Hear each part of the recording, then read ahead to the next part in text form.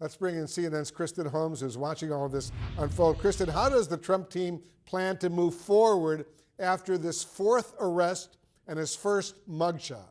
Well, Wolf, you mentioned this legal and political strategy, and really they're one and the same. Former President Trump is going to run for president in 2024 on these legal issues and essentially saying that this is election interference, and that is what we have continued to see. Now, we also know that he is going to fundraise off of this. And again, this is all part of the political strategy that is also the legal strategy. We've seen that he's already put out fundraisers with this mugshot. He's selling merchandise, trying to get people to buy it. And let me tell you that I heard from campaign officials who said that people are buying this merchandise, that people are rallying behind the former president. His team wants to use his legal problems, use these trials, use these arrests as a way to propel him in the race. And we know that right now he is still the GOP frontrunner, and they believe that that is going to stay, particularly given the amount of media coverage that he is getting, even if it is negative media coverage. And that is what they are talking about, trying to, again, use these legal struggles, use these arrests, arraignments, indictments as a way to get money, as a way to get followers, and a way to convince Republicans to rally around him. Now, of course, it's not clear that that's going to work, but they do believe a strategy that will work. All right, Kristen, I want you to stay with us. I also want to bring in CNN political commentators Bakari Sellers and Scott Jennings. Bakari, earlier this afternoon, President Biden commented on Trump's latest arrest. Let's listen to what he said. Listen to this. Have you seen Donald Trump's mugshot yet? Mr. President, are you worried at all about that? I did see it on television. What'd you think? Handsome guy, wonderful guy. So, Bakari, what do you think of how President Biden has handled Trump's legal troubles, at least so far? Does this create an opening for the Biden campaign? I don't think so. I think that they're going to allow the Trump legal troubles to consume the Trump campaign. They're going to run their own campaign. And not only that, but you have to remember that save for Georgia and New York, it's the the Biden Justice Department, which is prosecuting the former president of the United States. So I anticipate they'll take a hands-off approach, and they'll run on things like the economy. They'll run on Bidenomics. They will run on what most people usually run for president of the United States on, which is a vision for the future. Whether or not you agree with that or not, it's up to you, your choice. Donald Trump is doing something totally different. He's running a campaign of grievance and saying that he has been persecuted and prosecuted unfairly. And so you'll have these two different campaigns, but Biden's not going to weigh into Trump's legal problems. Scott, Trump's mugshot may help him raise some money for his campaign, but will it help him politically?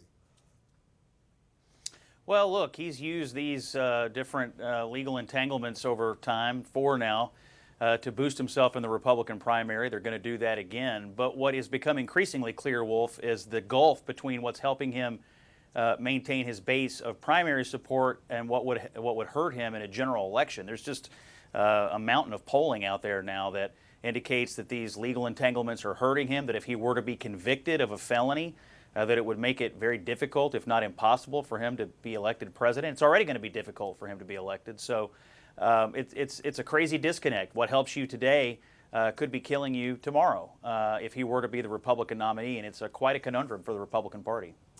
Kristen, Republicans are starting to report how much money they raised in the 24 hours after the first presidential debate. DeSantis says he raised $1 million. Ramaswamy says he raised, $900,000. How closely do you think the Trump campaign is watching this to see if there's a new second-place rival to attack? Well, Wolf, they watch everything very closely, but I do want to know, when we talk about a second-place rival, we talk about Vivek Ramaswamy. He has done nothing but praise former President Trump, and that is something that Trump has noticed. He, of course, values loyalty. And so when it comes to Ramaswamy, you've almost heard nothing from Trump in terms of negativity. But when it comes to that fundraising numbers, they are watching everything closely, particularly as we know that Donald Trump has lost several of his big donors. They are still looking to fundraise repeatedly. We know that actually this next week he's holding a series of fundraisers at his resort in Bedminster. So always watching and always trying to see who who is jockeying for second place. But again, when it comes to Ramaswamy, he has a lot less animosity than when it comes to DeSantis, even if Ramaswamy's poll numbers went up. Yeah, just one correction. Ramaswamy raised $600,000 in the first few hours after that debate. Bakari, the Biden campaign is out with a new ad today targeting Trump, DeSantis, and Tim Scott over their stances on abortion rights for women.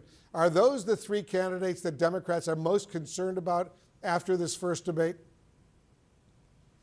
I think so. I'm not sure DeSantis is somebody that Democrats are worried about, but we'll just throw him in there with the rest of the lot. Tim Scott, yes, I think Democrats are afraid of what his vision may be in the Republican Party, disagree with him politically, but it's a 180-degree difference from the politics of grievance of, say, Donald Trump, and he actually has experience. Contrast that to Ramaswamy. So I think Tim Scott belongs in that category. But look, I have said it and I will say it again.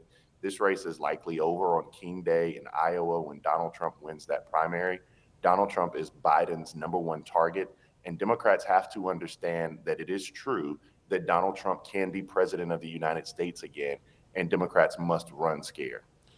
Scott, senior officials say a pro-DeSantis super PAC plans to purchase at least $25 million in new ads in Iowa and New Hampshire. Do you think DeSantis is bouncing back from his earlier struggles?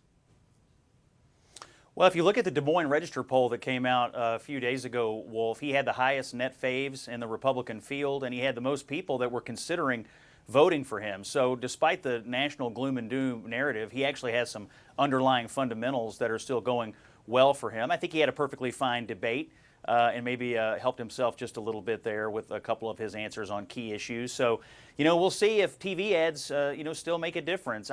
For him, it's not really as much about Trump yet because he's not cleared up the clutter on the non-Trump side of this primary. And so what he has to do is show some movement back up the scale. Just holding it 13, 14, 15% for weeks and weeks and weeks is not good enough. At some point, you have to start seeing yourself tick up a little bit. That's a serious amount of money to spend on TV ads, and we'll see what they come up with.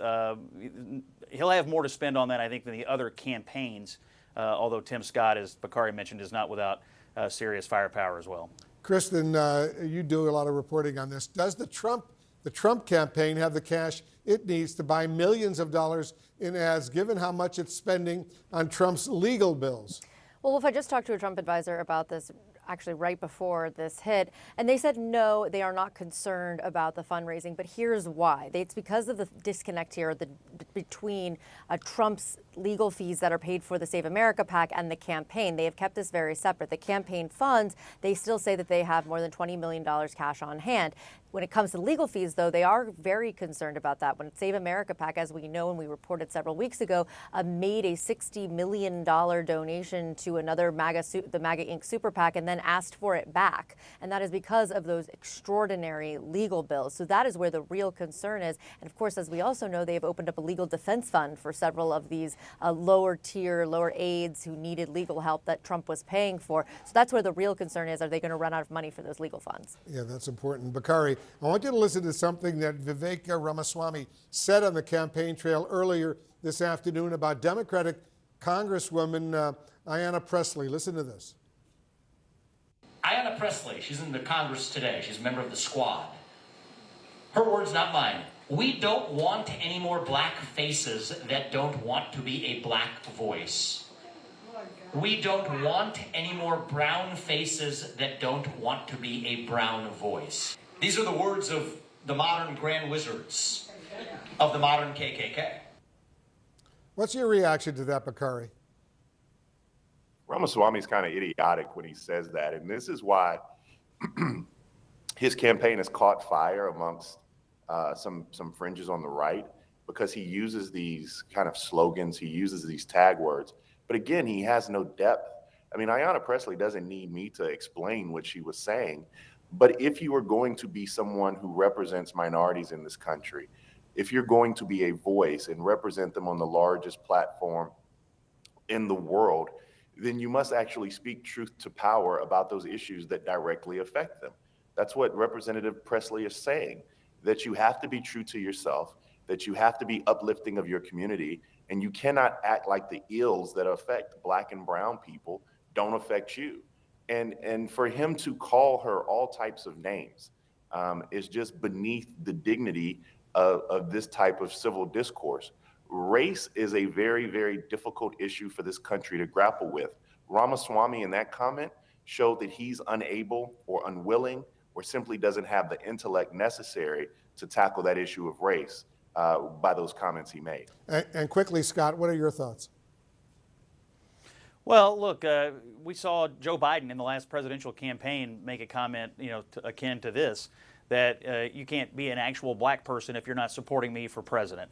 Republicans believe that there is a viewpoint on the American left that somehow you can't be a full member of your party, of your race, if you don't fall in with the Democratic Party. That's what Ramaswamy was talking about, this idea that being black or being Hispanic mandates that you be a liberal or a progressive or a member of the Democratic Party. You hear Republicans all over the country and races all over the country talking about this. And by the way, there's some polling and evidence to indicate out there that there is a little bit of movement in Hispanic communities and African American communities towards the Republican Party right now. So I'm not surprised to hear Ramaswamy talking about it, because it's something Republicans are talking about everywhere. We'll continue this conversation down the road, guys. Thank you very much.